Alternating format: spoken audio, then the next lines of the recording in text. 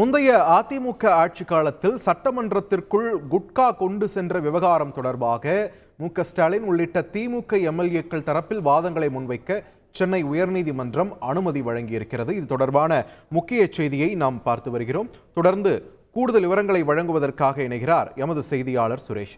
சுரேஷ், வணக்கம். இந்த விவகாரத்துடைய முழுமையான பின்னணி என்ன? இந்த வழக்கு தற்போது வரைக்கும் கடந்து வந்த பாதை என்ன? விரிவா பதிவு பண்ணுங்க. வணக்கம். முந்தைய அதிமுக ஆட்சி காலத்தில், அதாவது கடந்த 2017ஆம் ஆண்டு சட்டமன்றத்துக்குள் குட்கா எடுத்து சென்றதாக கூறி அப்போதைய எதிர்க்கட்சி தலைவரும் தற்போதைய முதலமைச்சருமான ஸ்டாலின் உள்ளிட்ட திமுக எம்எல்ஏக்களுக்கு எதிராக உரிமை மீறல் நோட்டீஸ் அனுப்பப்பட்டிருந்தது. இந்த நோட்டீஸை எதிர்த்து ஸ்டாலின் உள்ளிட்ட எம்எல்ஏக்கள் தாக்கல் செய்த வழக்கை விசாரித்த உயர்நீதிமன்றம் உரிமை மீறல் நோட்டீஸை ரத்து செய்து தீர்ப்பளித்திருந்தது.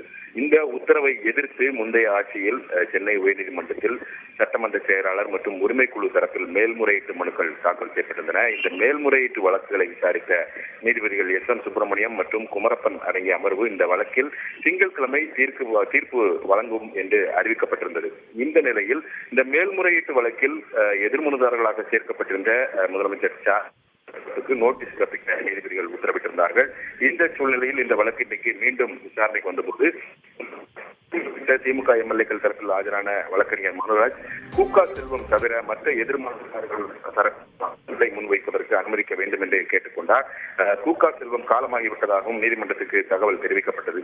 இதையடுத்து ஸ்டாலின் உள்ளிட்ட திமுக எம்எல்ஏக்கள் தரப்பில் வாதங்களை முன்வைக்க அனுமதி வழங்கிய நீதிபதிகள் காலமாகிவிட்ட குட்கா செல்வத்திற்கான வழக்கை கைவிடுவதாக உத்தரவிட்டு இந்த திங்கட்கிழமை, அதாவது ஜூலை 20 தள்ளி வைத்திருக்கிறார்.